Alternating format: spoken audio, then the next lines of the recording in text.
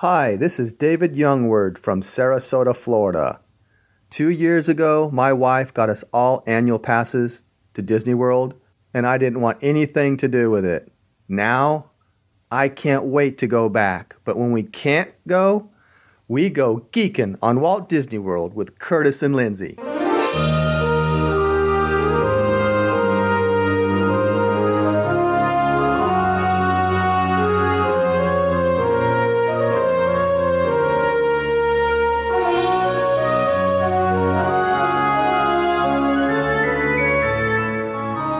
Are you ready for a fun-filled hour of food favorites, resort hopping, and hanging out with Disney World geeks?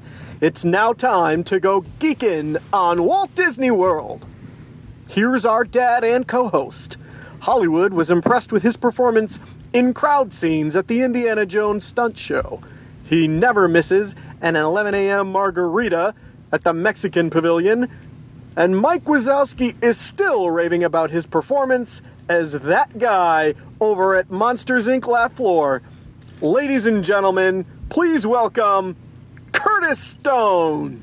Welcome home, Disney World geeks. This week, we review traveling to Walt Disney World with kids with our unofficial guide to Walt Disney World co-author Liliane Opsomer in episode 196 of the Geekin' on Walt Disney World podcast.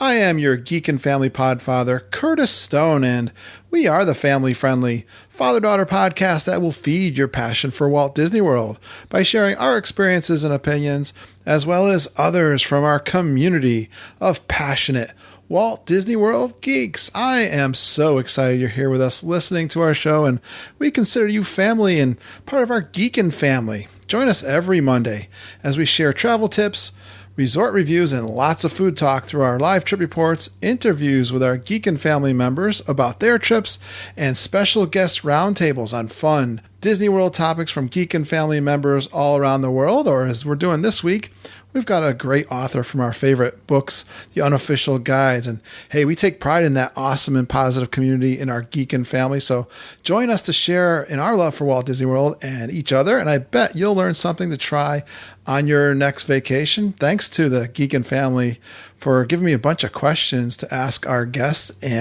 But before I do that, let me thank our sponsor, because they are good friends of ours, and they're from Fairy Tale Concierge Travel Agency.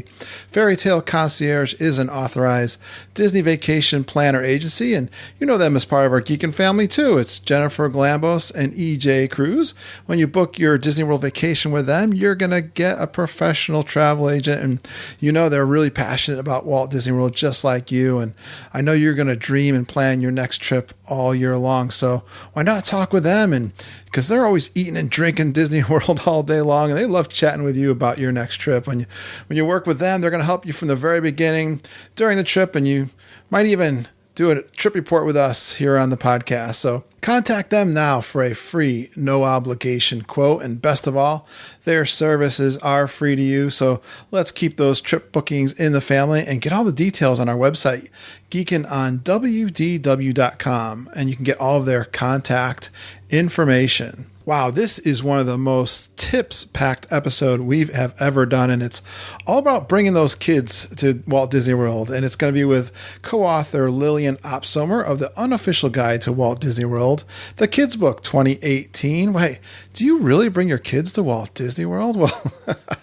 of course you do, and I know you do, and this show will give you great tips for making that experience the very best it can be, and Liliane is just awesome, and I know you're going to love her in this week's show. So let's get right to that interview with Liliane.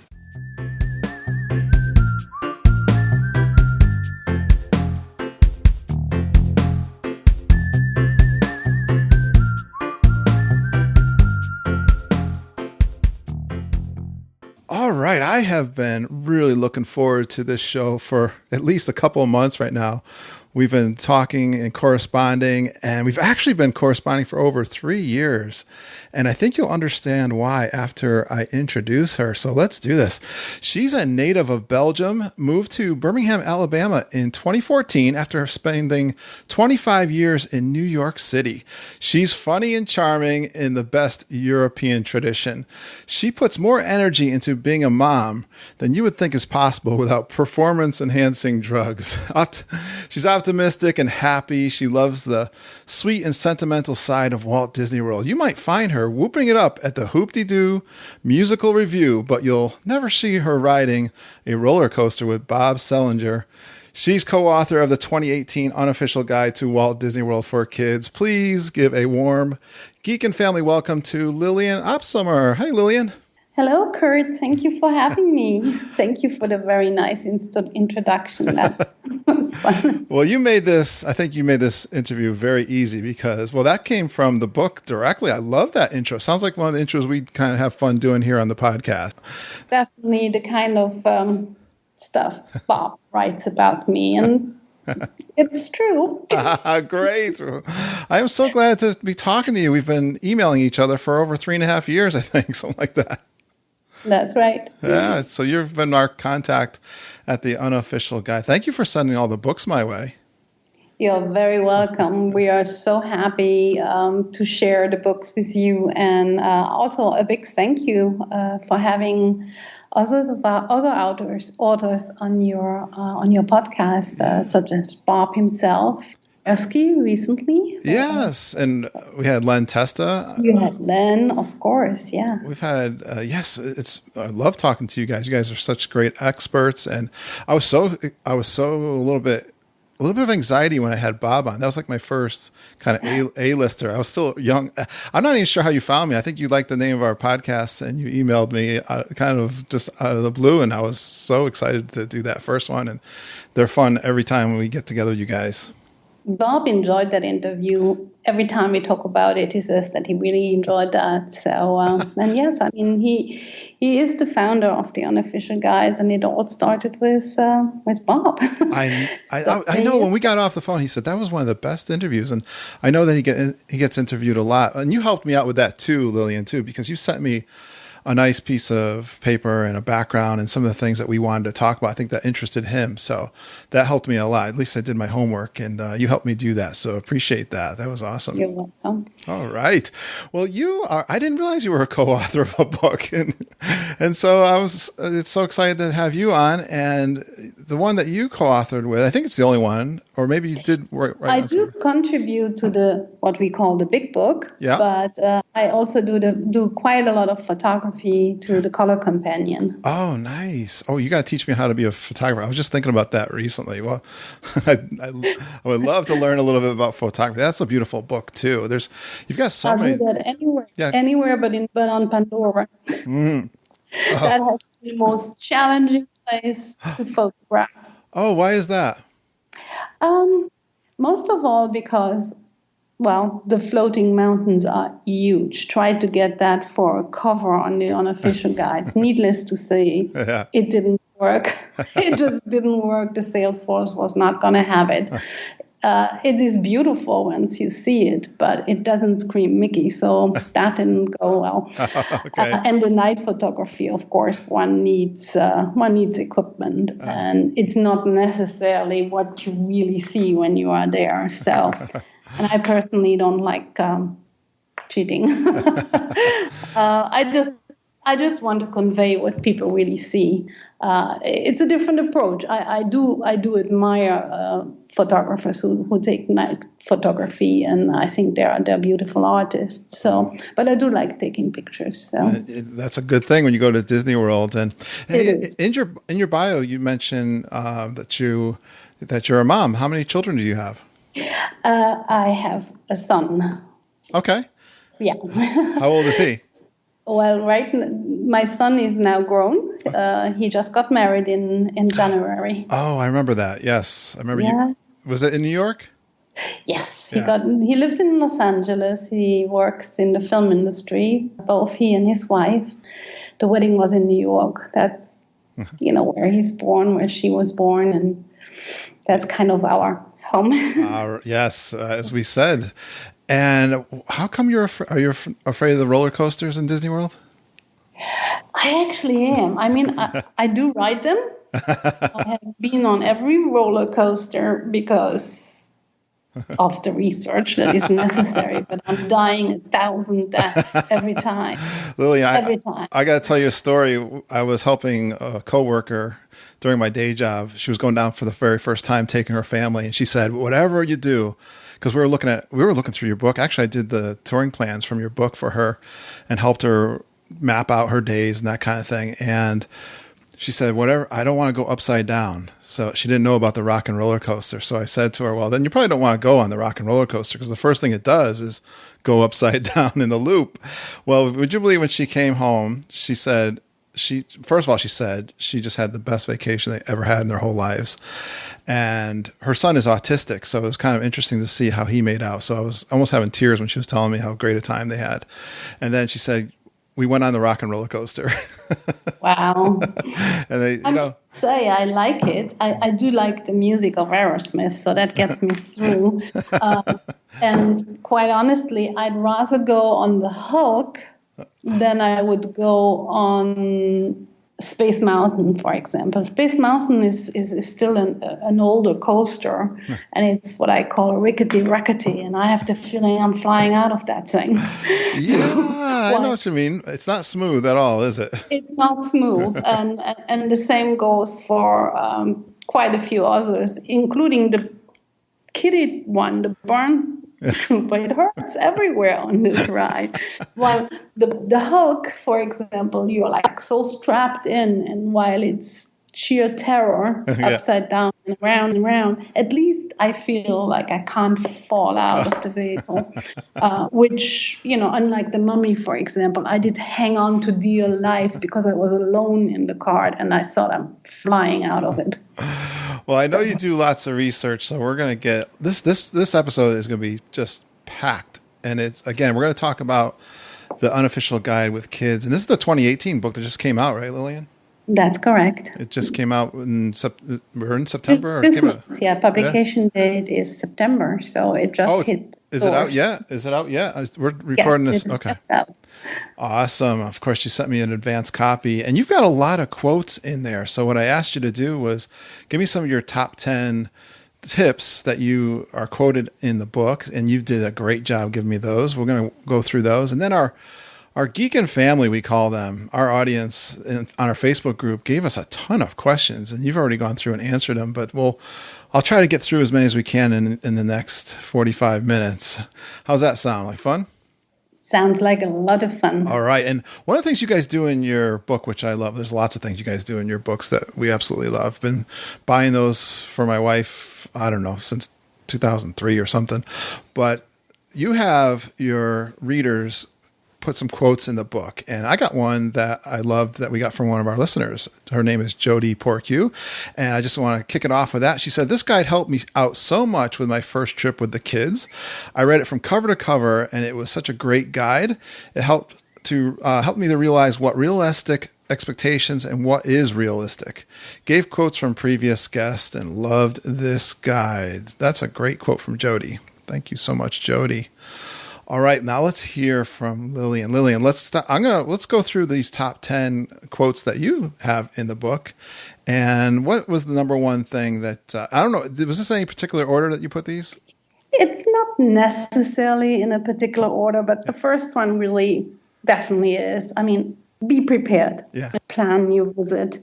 Make a list of what you need while you're at Walt Disney World. If you fly into Orlando, consider shipping some stuff that you want to have at hand instead of wasting time to start your visit and vacation shopping. Yeah. And then next, plan what you want to do every day of your stay. I mean, it sounds really not like a lot of fun, but it is absolutely necessary to know what it is you want versus, and then you will see, well, what can I do with so many wishes? And then you have to trim it down to what is doable, just like Jody said in her email to you, saying that there are a lot of expectation, a lot of things you want to do, but you can't do it all. So be prepared. That number one has about 4 tips in it. and it's so true. I can't believe how many people just kind of wing it. And those are the people I think that are standing in line, Liliane, and that have long faces because they can't believe how long the line they are in because they didn't come prepared. But the one thing I wanted to ask you, and I had this question recently, and I know we've done it too, but when you ship something down to your hotel, how do you get the address and where does it end up? Do you know that? Well, I have never had a problem receiving packages that I shipped. The only thing that lately has come to my attention is that, including the Disney on-property hotels, that they charge you a fee for delivering it to your room. Oh, okay. It ends up, I wouldn't recommend shipping that weeks in advance. Let's be reasonable. Yeah, right. But yeah, it ends up at check-in. If it's a resort such as the Grand Floridian, well, it's mainly one big building. But if you ship it to Port Orleans, well, you have all, the resort is spread out. So your package will be at the reception where also the suitcases arrive, and you then or can pick it up or just order delivery to your room. Yes, and we've done that. I know. I'm trying to think. We sent it to Bay Lake Tower, which ended up going into the Contemporary. They had a special place where we went to pick them up. I want to say concierge, but they had a place. Yeah. Each resort will have a place, and all you have to do is call the resort, ask them, and make sure you know where to go and get your stuff. But it's really worth your while. Airlines, if you're flying, airlines are just charging, not all of them, a lot for an extra suitcase. So ship it ahead, it's not worth. And you have to carry it in. You have to make sure it goes onwards wherever you are going. So obviously you don't have that problem when you have a car. But even if you have a car, I recommend buy things that you know you will need in advance. Just bring them along. Don't start your vacation standing in line at the supermarket checkout. Yes, we've shipped cases of water to the rooms, which was a good thing. All right, let's go into, that was a great start. What's your number 2? Well, the number 2 comes right really after the fact. What is it you need? Well, if you have small children, you need a stroller. Yeah. So that's really my other thing. Don't ever, ever, ever go without a stroller. And if you go without a stroller, just consider buying one of those cheaper strollers, at a Walmart or any of those stores.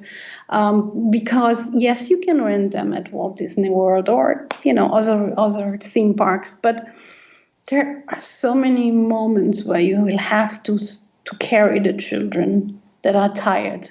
And it starts in the morning, not just at night. They might not be used to be up so early, and you have to get up early. So they want to be carried from your hotel room to the bus stop, from the bus stop to the entrance to the park, and the same way around at night when everybody is tired. Mm-hmm. So it's just not a good idea. Yeah. I always took a stroller. My son loved, even as he got older, he didn't care that he really was big enough to walk. Stroller was fine. Just go and rest. Why should he walk? Yeah, I don't think people that are new really have how would they have a concept of how big the property is overall. That's right. And how big the theme parks are. Walking from the parking lots. Yeah, there's just a lot of walking. You got to be in good shape. And especially now where, Disney has started having preferred parking at the park. So if you do not pay for that, you're even further out. Yeah. Yeah. So it's too much. You have to carry a child, and it's a long day. Every day is a long day at Disney or at Universal or any other park you go. Even the water parks. Yeah, that's right. You've never seen parking lots this large till you've been to these down in Orlando. Mm-hmm. All right, number 3. Well, number 3 is really, once you know what you do, just don't overload the program. And rule number 1 is, and that we repeat throughout the book, arrive early. Get to the park at least 30 minutes prior to opening, ready to enter. Not ready to buy a ticket. No, we do not want to go in line for a ticket. Not ready to rent something. Ready to enter and experience your first attraction. So get up early. That's rule number one, and it's the only one that will allow you to experience rides with or without fast pass, and to just have it done before the park starts to get filled around 11 o'clock. So that's really important.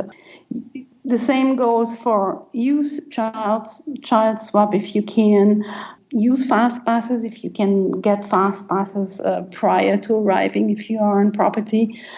And just know that you can't do it all, and therefore the earlier you get there, the earlier you can basically feel, wow, I have done my top 5 rides, and now I can walk the park and look at everything. Don't ever stop in Main Street, USA at the Magic Kingdom upon entering the park. Right. Don't go and greet Donald in Epcot. Disney deliberately posts characters at the entrances of the park at opening time to try to slow down the it's a ploy. It distracts the visitors, and therefore, obviously, and then, there is Mickey. Didn't we say we're going to Fantasyland right away? Yes, we did. So I'm so glad I'm so glad you're reinforcing that. We've talked about this definitely recently, and it's so true. And I think hearing an expert talk about this makes me feel good, because we've been saying this over and over again. And you mentioned also the rider swap. How does that work? Well, the rider swap is basically made, number one, for parents with a child who is too young to ride. So basically, you arrive with your fast pass or not. You tell the cast member that you would like to make the baby swap. And so mom can ride and daddy stays with the child. And then when she's done, he doesn't have to go back in line. He just goes on the ride when mom stays with the child. So that's the basic idea. You can also use it when you have 2 children, one who can ride and the other one who can not ride. So in that case, mom and dad swap taking care of the non-riding child, and the child that can ride can actually ride twice, once with mom, once with dad. Actually, one of the things, and I'm bouncing around a little bit, but you also mentioned how not to overload your program. And I think that's something we've talked about too. That's so tempting to try to pack that schedule so tight, and then it can be a sense of frustration if you're probably not going to be able to stay true to it. So I like that tip too, right? Yeah, you have to remember you are on vacation. You have to remember that you will get, I personally think, getting your money's worth is absolutely possible if you don't think that means do all the rides. It means to have a wonderful time, to have a lot of fun. Return visitors can go to Disney and not go on a single ride and stay all day in the park, people watching, character watching, eating, drinking, having a really good time. So yes, you're right. You can't do it all. And so therefore, take a break every day. Return to the hotel for a swim, take a nap, or both, and then return refreshed in the late afternoon for the evening entertainment. And each park has plenty of that. Yeah, that's really what I would recommend most of all. You remind me of a conversation I had with the same person I was talking about earlier, who's never been there before. I'm thinking about the newbies lately. I've been giving them a lot of thought as I've been helping some people recently go. And I said to her, you're not going to, I'm giving you a lot of information. You have a lot of information that you're doing your research, but you really don't know. you really don't know the place till you've been there a couple of days. You get kind of really what the Fast Pass is, really how you work the parks.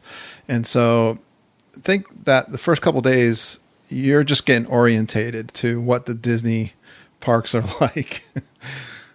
Oh, absolutely. It saddens me every time I go to see families arguing, for example.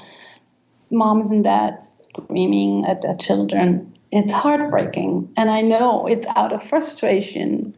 They're hot, they're tired. Yeah. That's another thing. Most people do not know how hot it is in Orlando anytime between May and sometimes all the way to October.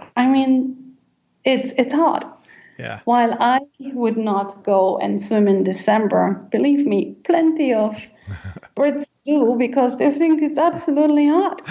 So if you on top of that come in August and experience that heat, the sunburns, the blisters. Oh, yeah. No wonder that parents are tired, kids are irritated, and parents even have arguments, and it's very sad because it's a vacation. The other thing is that I hear them sometimes say, and that's why I brought you to Disney for. You're ungrateful. It's not the right thing to say. Yes. They don't know. They just pull the child aside, calm them down, take them away from all this action. If they're little, moms and dads can go into the child centers. They are calming and soothing. They're air conditioned, and they have, of course, great changing stations. They have quiet rooms for nursing, but they also have a little play area for the toddlers. So that's a way to calm down. Obviously, you don't take a child who has a little screaming fit into those rooms because it will disturb the guests. But you could prevent such a thing when you see, I think he or she needs a little moment to calm down. Otherwise, there are plenty of areas in each park where you can just take the child aside and just everybody calms down. And then if nothing else helps, you made me return to the hotel. It's not the end of the world. The park will still be there tomorrow morning. You made me think of one of the most controversial questions that I think we've talked about in the podcast, and I think you get a different answer from different people. But what age do you think is a good, appropriate age to bring someone down to Disney World for kids? It is indeed a controversial issue. And I think it all has to do, but it's not a difficult one either. Know your child. Yeah. If you know your child and keep your expectations in rein, you're the adult, you're not the child, then it can be wonderful. I took Idan, my son, for the first time when he was 3 years old. Yeah. Does he remember any of that time? No, of course not. That was really for me. Yes. All the beautiful pictures and the wonder that a 3-year all the way to the 5-6-year-old has, but definitely 3 to 5. The wonder is irreplaceable. You answered it perfectly, Liliane. That's perfect because I had this conversation with EJ and Jennifer, who are a couple of the travel agents I work with. They go down with young children, and my wife and I, we have 3 kids. We waited till my youngest was 6 years old because we were afraid of those tantrums and those kinds of things. Actually, I'll tell you the reason why too is because my wife and I had never been before. We were 39, 40 years old when we went, and we were excited to go too. We wanted to enjoy it. I think that was yeah, and that makes sense. You knew what you wanted, so you made the right decision.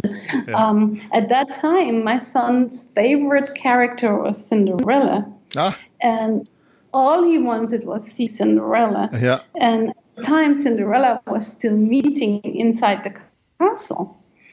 And I stood in line forever to meet Cinderella. And by the time we got there, he fell asleep.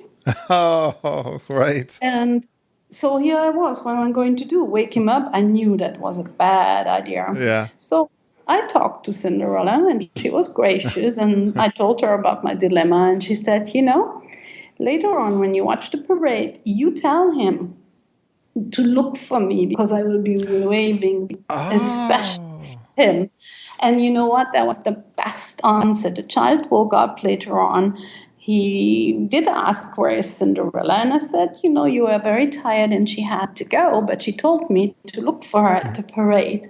And obviously, it probably was, another fairy Cinderella helping Cindy out. Yeah. The parade. But of course, Cinderella waves to all children. Nice. And he was so excited, pointing to her, look at her, she's waving at me. That's great. That saved the day. And I know that waking him up would have not saved the day because it was his nap time. It was not a good time. It just took so long because the line was long. And I think that's what parents have to remember. And, you cannot go and see the fireworks at 10 o'clock at night if your child is used to go to bed at 6. Yeah. You will have a cranky child. You maybe can make that exception one night, and then the next day you're not going to the park. You let them rest. Yeah. That's the only way. That's how I look at the age question. Obviously, once they are 6, 7, and 8, you can go on all the rides together. It's a different experience, and it's a beautiful one too. We still go to the parks. My son came to visit last spring, and he and his wife love the park. So we still go and have a great time. So it changes over the years what everybody wants to do. And if you know your child, you will have a good time no matter what. Is Cinderella still his favorite? Yeah, no, not really. He became a Star Wars fan. Okay, that makes sense. All right. Well, I'm having fun. Let's go to number 4, which is actually kind of related to what we were just saying. Yes, well, it is related in the sense that if you want to experience rides that you think, well, they should be fine for my child. But in case you worry, or even if not, there are plenty of YouTube videos out there with the full ride for all to see. Let them look at it. Yep. Sit with them. Just, say, hey, you see, it's a kind of a little dark, but it's very fine. So some rides can be really scary, and we don't necessarily consider them scary. I have seen children cry during. I'm thinking of A Bug's Life. Oh, Bug's Life. I don't like being stung either. I really don't. I always put my foot up, my legs up. I don't like that. And I always get scared. I get scared every time. It's just a funny feeling. Dark rides is another thing. Some children are scared of the dark. So don't do that. And most of all, don't shame them into it. Yeah. That's another thing I observe quite often. And it's definitely not the right thing to do. I wonder, some kids, speaking of the little ones, especially with the characters, will have that fear factor too. Absolutely. They love Mickey on television, and then when they see him, he's big, he's huge. and let's not even talk about Baloo. Yeah. He's even bigger. And, I love Baloo. Baloo's my favorite. Oh, I love the Jungle Book. So, yes. But yes, I mean, it can be very intimidating. And sometimes children are just, not prepared to go close to such a big person. It just seems shocking. Parents think that they're so cute, and then you get that reaction from the kids, and it's like, oh boy. All right, number 5. Well, number 5, we already discussed, really saying take that break, return to the hotel. It's really a must. I mean, go back to the hotel. They have wonderful pools. Our research has shown over the years that if you ask children what they liked most, they will say the pool. You're going to say that. Shocking. If you so hysterical, yeah. But it's the pool. I know. My friend, again, who went down there, I suggested this break, and they actually did not take an afternoon break. But I think they took one day in the middle there where they took a break. So that was good. Mm-hmm. All right. Yes, that is one you still have to teach me that one, Liliane. My wife will not let me take a break. She wants to still go. Maybe a little bit easier now, but she likes to go pretty hard. Well, that brings us also to tip number 6. If you have enough days, alter park days with rest days. Yeah. Make sure you find out what your hotel has to offer. Most hotels have children-free programs for the child, especially at the pool. Movies at the pool, bingo, and all kind of plays that cast members organize, playing time that cast member organize at the pool. Yes. The upscale hotels at Walt Disney World have programs pretty much all day long. I recently stayed at the Animal Kingdom Lodge, and it was one of the things I wanted to observe, what I can do all day. Yeah. Without paying. I'm not saying in a paid child program. It was amazing. Yes, I know. Absolutely amazing. You could even participate in preparing food for the giraffes. Oh, really?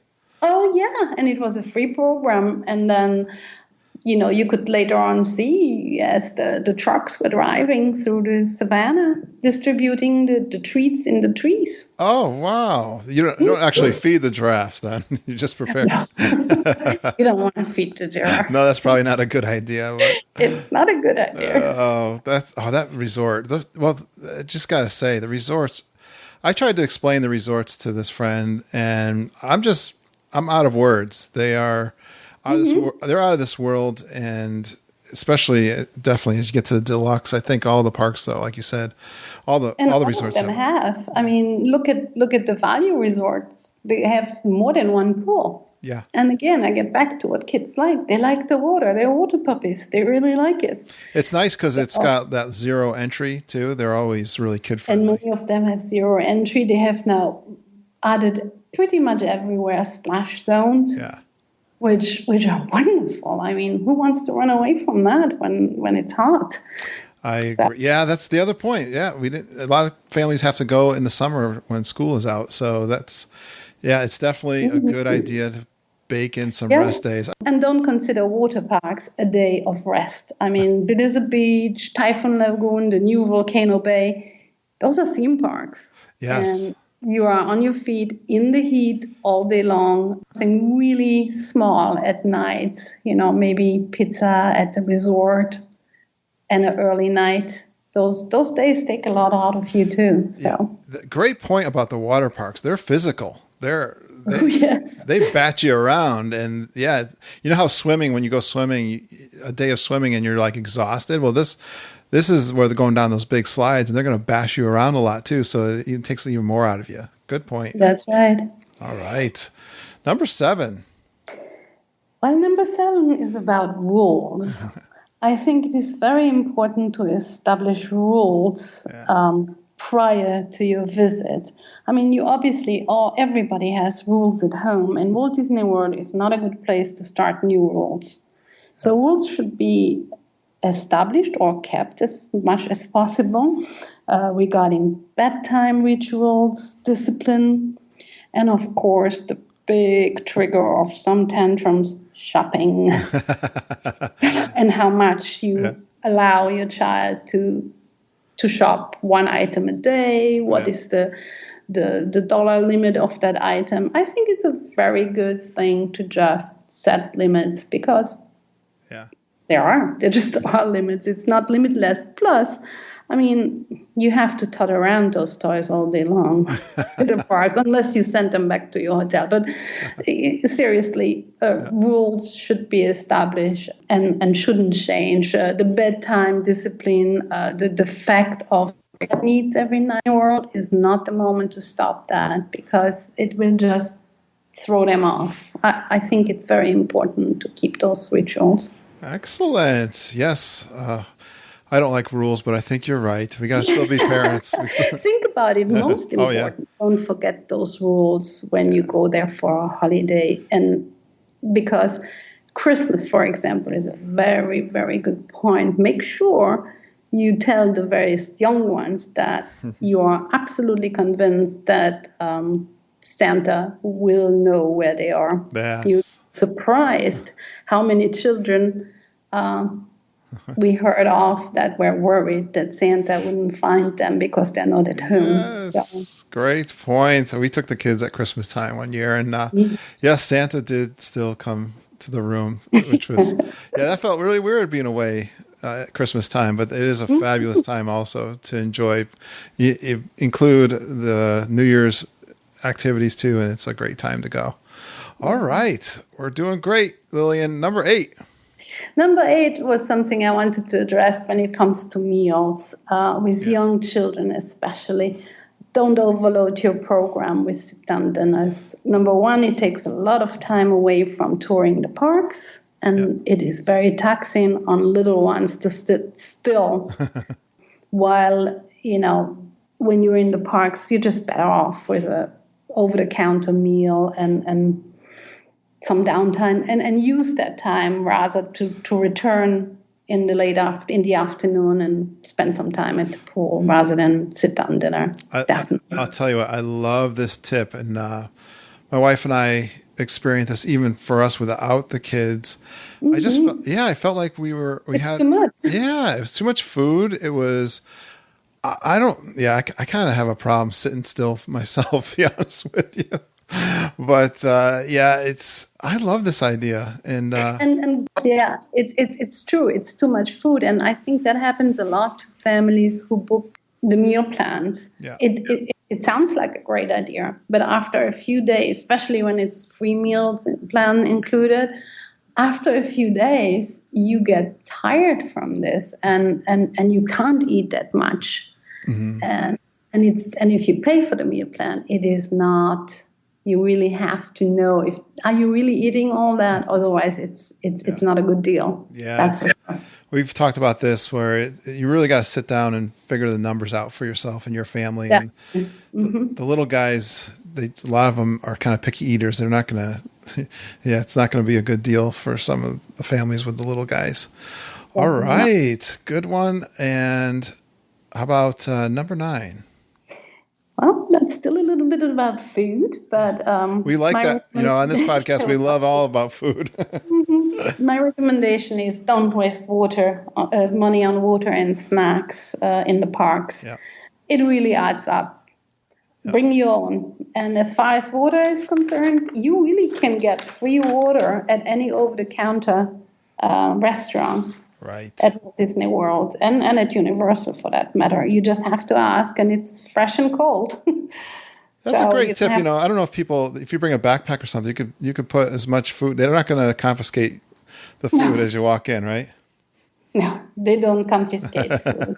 Very rare are the parks that don't allow food. I believe it's Aquatica doesn't allow, the water park Aquatica doesn't allow food in the parks. So, but no, they don't.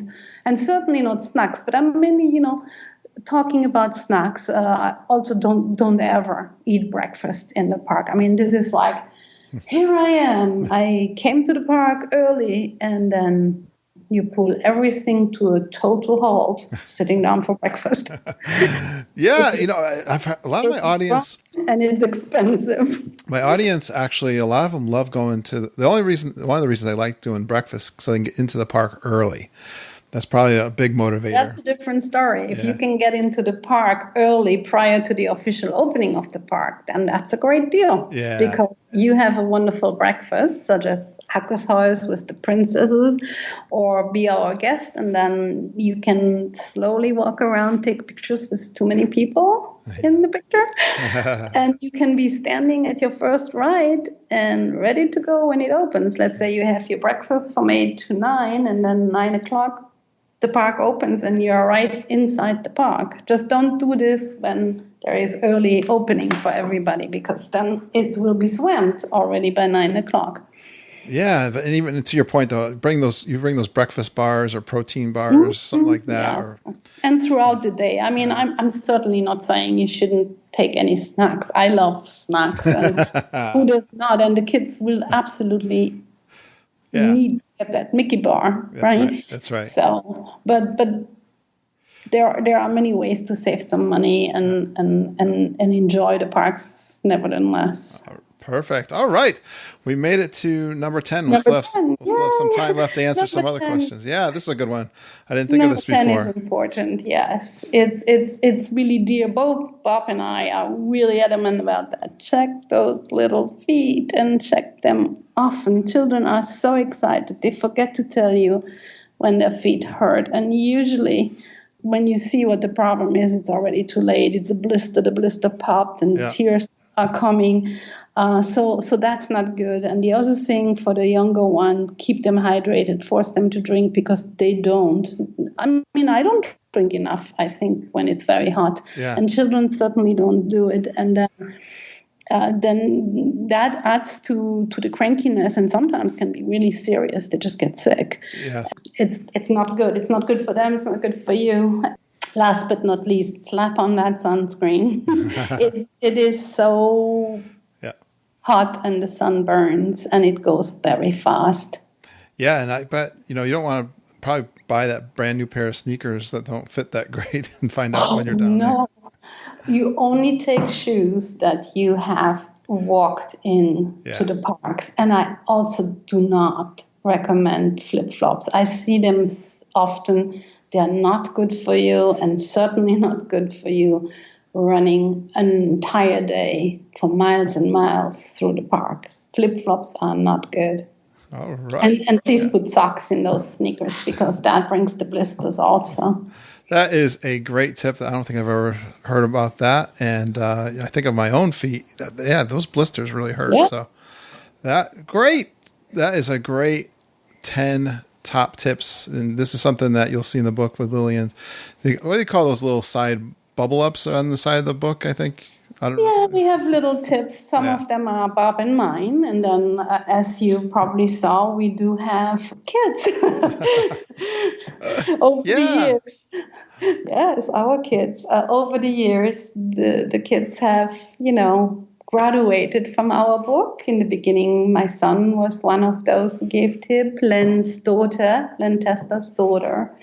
And so we usually look on the lookout for children when the time comes. They usually go to college, or Steve Geiger's son was my first baby.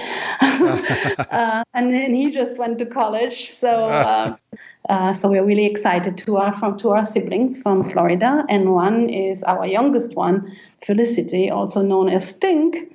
She is from the UK. I had a lot of fun with her. Again, it comes back to what we talked before. When she was giving the tips, she was still 6. She just turned 7.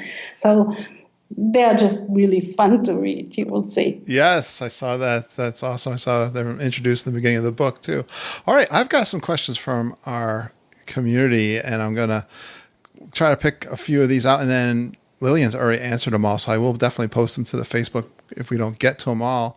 Well, I want to give Jody, we answered a bunch of hers, like what rides would be scary, but she also asked for any other money-saving tips. I think one you were talking about or started to allude to was, I know if you've got a princess, for sure, we always talk to families that if you've got a little girl who wants to be a princess, what's a good money-saving tip for your princesses? There are plenty of beautiful princess dresses out there on the internet. And then there are lots of moms who can make dresses themselves. I mean, I have sewn so many costumes for my son over the year.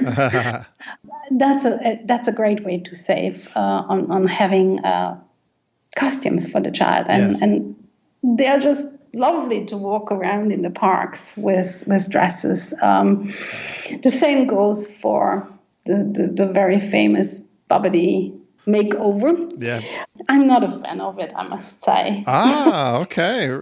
Not a fan of it. It's they all have the same hairdo.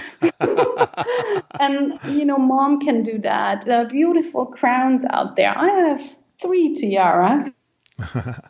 My favorite princess is Merida. Merida is a popular princess. She absolutely is. So, and if you love princesses and you want to meet a lot of them, and I think that was one of the questions Jody had, I do recommend the princess meals at the Akershus in the Norway Pavilion at Epcot, because you get a lot of princesses all in one. You get breakfast, lunch, or dinner, depending what you book. Again, if your little princess also is in love with Anna and Elsa, well, again, get there at 8 before the park opens. Have a wonderful breakfast with princesses. and then stand right next door at the entrance of the Frozen Ever ride. Right. And get on the ride. Yes, it saves you a fast pass for something else. Great tip. And that's instead of doing the castle, which is very expensive. Oh, yeah, the castle. Some people write to us that Akahus is not the food they really enjoy. I don't enjoy at all the Cinderella stable. I didn't think the food was great. Yeah. And it's very expensive. Yeah. And you get Cinderella, of course, but you also see Cinderella at the Akahus Nice. Yes. breakfast, lunch, or dinner. She's there and takes the children on a parade through the room, and she's most often joined by Belle, Jasmine. That's what I would do. Great tips. All right. Here's Natalie Flowers. I'm actually going to be talking with her tomorrow night and helping her plan her trip, but she had a ton of questions. I'm going to pick a couple out here. Yeah, she had a ton. I think we addressed already the child swap. Yeah. And the strollers. I've got one for you, though. Where are the best places to find magic shot photographers? I think what's the photo program? I'm always forgetting. Oh, the PhotoPass, the magic shots? Yeah. How can you find those magic shots? Right. Actually, the Photoshops are currently, available at all the parks, as you know. And the best way to find out where those photographers are is to go to Disney PhotoPass Service Facebook page. Nice. And I did send you a link to it. So if you post it, you can make it a URL uplink for her to go and have a look. There you can just go to the photo tabs and then to the albums, and then the albums show each park's current magic shots offering. And I think that's the easy. You just pick what you want to do. If you want to do them all, obviously, don't. It takes a lot of time. But yes, I mean, that if you like those special shoots, they're really cool. I mean, you can stand in front of the castle and Tink is flying over you and things like that. So yes, they're awesome. They got a little motion to them now too. They keep changing and adding stuff. It's great, and depending on the time of year too, I think they change it up a little bit too. So that's great. All right, another one Natalie asked, and you answered this a little bit about dressing up the little girls, but what about dressing up little boys? Yeah, well, I absolutely think you should dress them up. However, only if they like to do this. It comes back to what are they comfortable with? What do they do at home? Yeah. If, like my son still likes to dress up, he was always for it, from the pirate costume to Peter Pan and then graduating to Star Wars. Oh, yeah, Star Wars, right. When they're young, maybe they would like Prince Charming, but I mean, Star Wars opens a galaxy of choices. One of my little boy, when he was young, he fell in love with the Peter Pan. He had to have that outfit. And my wife, of course, did buy him for it. He was so proud to wear that Peter Pan outfit. Yeah, if they have an affinity for something, definitely have fun with little boys too. Yeah, one thing though I want to make sure Natalie does not do, and many others, don't take too many accessories. Captain Hook has his hook, and then same goes for the girls. Those accessories, you are the one after a very short time stuck carrying them. Or accounting for them. That's right. I don't like carrying a lot of stuff. I like to be light too. Here's another great one from Natalie. So she talks about how to keep kids entertained in long lines. Can you bring snacks with you? And what are some of the best line cues for kids? I think that's a great question. I don't know if she knows because she's not been before, but the line cues, Disney has just done a great job, especially recently, redoing some line cues. I'll give you a shot at answering that. They have, absolutely. They have made a big effort. Peter Pan, as we just talked about Peter Pan, that line, if you get stuck in that line, which you do if you do not have a fast pass, and it's no fun, because basically that's one thing. Yeah. there is no line that is great to be really get stuck in. But Peter Pan, for example, is nice. He walks through a house that is supposed to be the house of Wendy and her brothers in London, and you see their bedroom. So that's a really nice line to be stuck in if necessary. But most of all, I think it's important to occupy them. Again, tell them about it. Never say, oh, this is just a couple of minutes. If you see that the line is really big, make sure the kid knows it and that you are willing to stay in that line. And then you can occupy them. There are all kind of little toys, for example, that are not heavy to carry around. For example, the dollar stores, they have like tic-tac-toe little things that you can buy. Or if you do not want to take anything, which I did, I never took anything, but I would make up games. For example, all the Disney characters you can think of from A to Z. And as they get older, you can come up with other things, challenge them, name the lands at Epcot, starting clockwise, counterclockwise. I love the 20 questions. Yeah.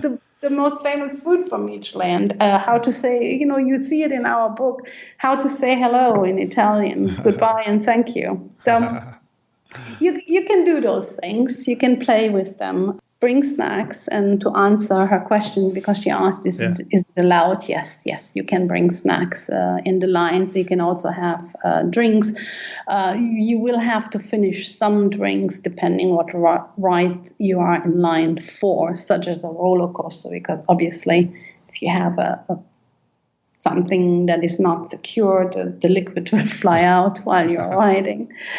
So, but yes, you can take snacks. That's what I would do. Awesome. All right. I'm going to try. I'm cutting close to the hour here. I'm going to try 2 more questions for you. Sure. Angie Goodwin Corbett asks, tips for dealing with 2 age groups, teenagers versus grade schoolers. Some of my families have kind of a big gap there, Liliane, between the ages. Yeah, I saw 2 families ask that, I believe. And that's a tough, I always say that it is, for me, that's a tough question to answer. What do you think? Yes, it is tough, because the second person who talked about that was, I believe, Heather.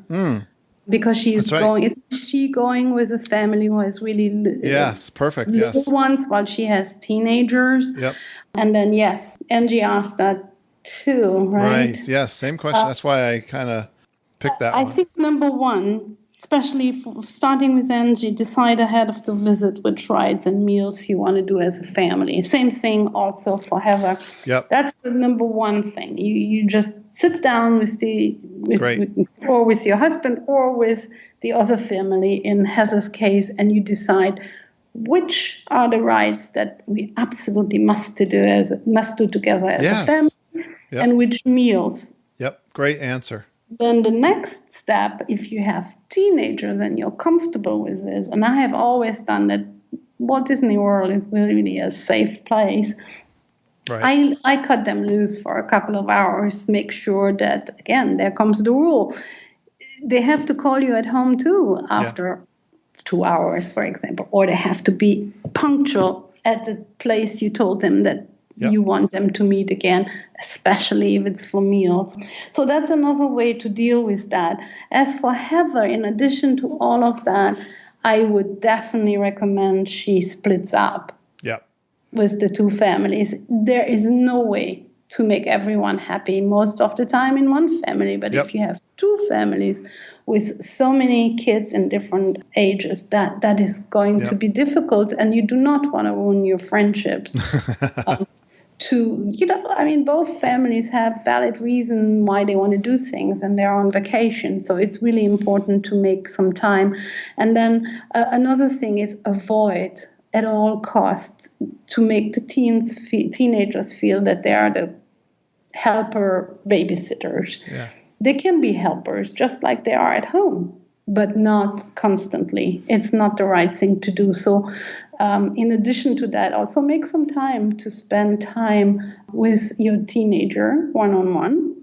And then in Heather's case, make time to spend time with your family, just your family.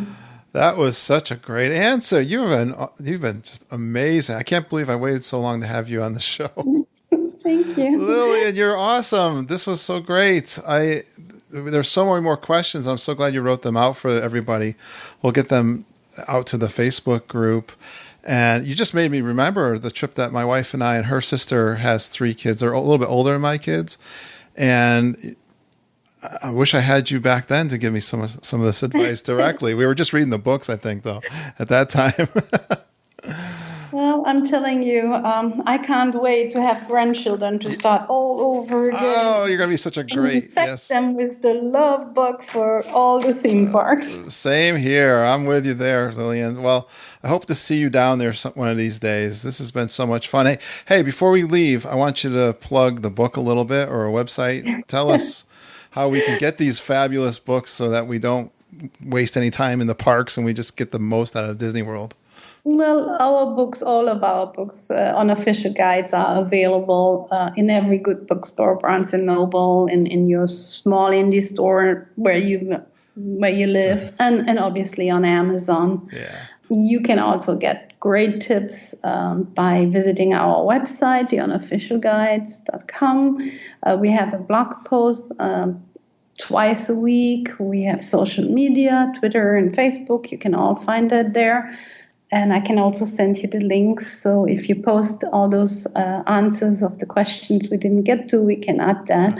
And then obviously, let's not forget, there is our touring plan guru, Len Testa, and touringplans.com. Yes, I won't forget it. And I try not to let my audience forget it either, because we talk it up all the time. Liliane, thanks so much for coming on. I hope we get a chance to talk with you again and maybe meet in person one day. That would be wonderful. Thank you so much, Kurt. Thanks for all your help. I hope to interview your authors many times in the future. Thank you for having me. Have a great night. I hope you make your bus home now. Oh, yes, I will. And what are your plans for the next few days? Yeah, I'm on vacation, actually. Tomorrow I'm gonna drive down to the Connecticut coast with our good friend. We call her Auntie Judy and her husband Ken and my wife. We're gonna go down to the Connecticut shore and have a lobster roll. Ooh, I think sounds good. in New London, Connecticut. Yeah, I'm excited. I hope the weather's better than it was today. It was kind of rainy up here. But you know this area, so yeah, I'm going over to the, what do you call that? The Long Island Sound. Long Island Sound. It's beautiful. Yeah. All right. Have a good night. You have a good night too. Bye. And thank you so much. Well, I think you can tell Liliane is really an expert in taking kids to Walt Disney World. And I just had an amazing fun time talking to her. What an awesome episode. And she just had so many great tips. And I'm sure you enjoyed that. I hope you got a lot out of it. Well, hey, I want to thank our Geekin' family for once again making my job so easy by giving me some great questions. I got to give a shout out to Jody Porcue, Natalie Flowers, Mandy Ray Malinowski, Angie Goodwin Corbett, Auntie Judy Ludwig, Glenn Kessler, and Heather Brainerd. And hey, Liliane actually also wrote out all of the answers to all of the questions in case we didn't get to them. And we're posting them out on our Facebook group. That's a private Facebook group. I'll tell you a little more about that in a second. But before I do that, hey, another big special thank you to Dave Youngward from Sarasota, Florida. Of course, all of our thoughts and prayers are with all of our Florida neighbors who are dealing with this Hurricane Irma, especially Dave and Holly and Peter Burcase, Jeff Opolka, Rich Stork, Scott Enke and Vinny, Dave and Claudia Castro. They're all in the path of this hurricane. And hey, we're thinking of you guys, praying for all the best for all you guys and your safety. And we know things will get back to normal, I hope, as soon as possible. We really love going down to Florida, and we think of you guys, and we're really thinking of you guys. We're all watching the TV. And, of course, our prayers go out to you guys. So, hey, the best part of this podcast and the show are just the friends we meet and the trip ideas we share. We'd love for you to come join us and just join in this amazing Geekin' family. We especially spend a lot of time out there on Facebook. We do have a closed and private group. And these geeks, they really give me great feedback on the quality of positive discussion and that we've maintained in the group. And we've made a lot of friends through this podcast. That's why this hurricane really means something to us, because we're all, really have a lot of care and thoughts for our friends down there. So, hey, if you want to be a part of that and have a passion for Walt Disney World and your vacations, and hey, vacations are important. We got enough things to deal with in the real world, isn't that the truth? Hey, if you listen to our show also and you have fun and positive attitude, search for the group on Facebook, request an invite, and you'll actually get some questions that I pre-recorded that you'll get asked so that I know that you're into the podcast and Disney World. And then once you're in, say hi to us and introduce yourself. I really love it when you do that, and all the geeks will say hi back. So, or if you got a question, you're not on Facebook and you want to contact me, kurt.stone@geekinonwdw.com. You can direct message me on the Twitter, Geekin on WDW, of course. Leave us a voice recording via GeekSpeak, 860-294-4774. Oh, that reminds me, I do have a GeekSpeak. Let's play that right now. Hey geeks, it's Michelle Herr calling from Caribbean Beach Resort. I just spent a weekend down here at Disney World. I'm literally looking at our pool right now. As far as Caribbean Beach goes, we saw a lot of things walled off and a lot of construction, and including construction for the gondola, but it didn't really hamper our stay in any way. The only downside is since there's no kitchen, it took us almost an hour and a half to get room service Saturday night, so that was a bit of a bummer. But other than that, we napped until food came, so it was fine. But other than that, it's a beautiful resort, and I've really enjoyed staying here, and now we're getting ready to have breakfast with Ariel and Rapunzel, and then we're heading back home to Tennessee. Talk to you all soon. Bye. That's an awesome little mini trip report from the Caribbean Beach, Michelle. Thank you for calling that in. It's actually quite timely. I had someone on the Facebook group ask about the Caribbean Beach. Her name is Blythe Ward, and we were giving her some advice on the Facebook group, and to hear that called in, because, we're wondering what that construction is like, and does it get in the way of your vacation? Is it noisy? Is it, I don't know, whatever, construction can be when you're down there. It's really a concern. And I'm so glad that you called that in. It's good to hear that you had a good time. Thank you so much, Michelle. Yeah, if you want to call in a trip report, that is a real timely one. What a great example. 860-294-4774. That's Geek Speak. Leave us a voice recording. We'll play it on the show. And thank you for retweeting our Twitter posts and sharing our Facebook postings. Boy, you guys are really telling your geeks of your geek and friends about our show, because we are really ranking really high up there in iTunes. And I was really excited to see that, guys. That is so exciting to me. It's so encouraging. Thanks for the feedback. Really love that when you do that on iTunes, and so much appreciated. I really thank you for listening, and thanks for going geeking on Walt Disney World with us. We need this encouragement during all these hurricanes and some of the bad news we've been getting lately. So it's so great to talk about our vacations and look forward to it, isn't it? That's why we do the show, and we really appreciate, again, you listening and geeking with us every single day. Have a magical day, and I hope all your dreams come true. Stay safe, guys.